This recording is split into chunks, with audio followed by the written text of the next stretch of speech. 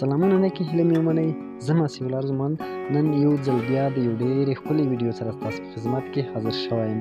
په نننۍ ویډیو کې به موږ دا تاسو ته وښایو چې موږ څنګه کولی شو د خپل موبایل هغه انټرنیټ چې بې ځایه مصرفېږي د هغو مخنیوی وکړو. نو عنوان مو ورکړی آیا ستاسو موبایل زیات انټرنیټ مصرفوي؟ هو، زموږ موبایل زیات انټرنیټ مصرفوي او زما هم په همدغه ډول باندې زیات انټرنیټ مصرفوي. نو مخکې له دې نه چې د ویډیو باندې پیل وکړو په طریقه نو د موږ چینل ته که نوي راغلي یاست نو حتما زموږ چینل در سره سبسکرایب کړئ، ځکه موږ کوشش کوو چې هره ورځ تاسو ته نوې او ښکلې ویډیوګانې چمتو او تر تاسو یې در ورسوو. نو راځو پیل کوو. ټول نه دې مخکې موږ باید سیټینګز ته لاړ شو.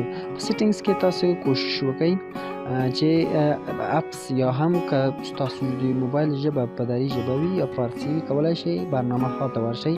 په برنامه ها کې به تاسو وګورئ یا هم کولی شئ په لومړي سر کې تاسو وګورئ چې د موږ ډیټا اصلا څه شی مصرفوي یا د موږ هغه ام بي چې ده کومې برنامې مصرفوي. وایرلیس ان نیټورک ته ورځم، ډیټا یوز ته ورځم. سمه ده چې د موږ ډیټا کومې برنامې دي چې هغه یې مصرفوي.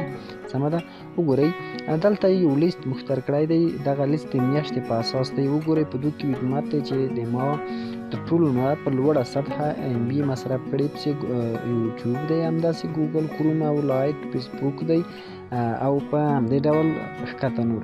وګورئ موږ چېرته په دې باندې کلیک وکړو دلته موږ ته ځینې اپشنونه نیټورکس کې راکړي دي. که چېرته موږ غواړو چې دغه کومه برنامه چې کاروو صرف د وای فای نه د کار ونه کړو نو موږ دغه کوم ټک چې دی دا غیر فعال کړو نو دا فعال ښه دی. که چېرته موږ غواړو چې دغه کوم ویډمت چې دی تر هغې پورې چې موږ د ویډمت ته دننه نه یو ورغلي په کوم کار نه دی پیل کړی هغه د موږ هېڅ ام بي نه مصرفوي. سمه ده، نو تاسو به بیکګراوند ډیټا باندې کوم چې ټک شوی دی هغه به له ټک څخه وباسئ او ناټ الاود به کوئ. سمه ده، په همدغه ډول نور هم یوټیوب ته هم موږ ورځو بیکګراوند وګورئ. بیکګراوند ډیټا ما په خپله ناټ الاود کړې ده او همداسې موږ که ګوګل کروم ته ورشو ګوګل کروم کې هم ناټ الاود کړې ده بیکګراوند ډیټا او فیسبوک لایټ ته او په همدې ډول ځینې نورو برنامو ته چې د موږ مصرف کړو.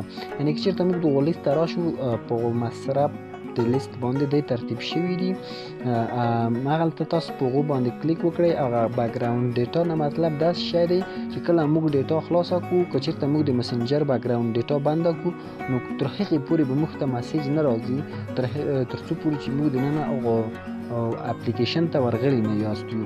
نو اوس هم موږ یوټیوب ډیټا بنده شوله موږ که چېرته سبسکرایبیشن کړي وي موږ ته به هېڅ ډول نوټیفیکیشن نه راځي موبایل ته، ځکه موږ بیکګراوند ډیټا بنده کړې ده. نو تر هغې پورې چې موږ دغو برنامې ته دننه نه یو ورغلي موږ نشو کولی چې په دغو نه استفاده وکړو.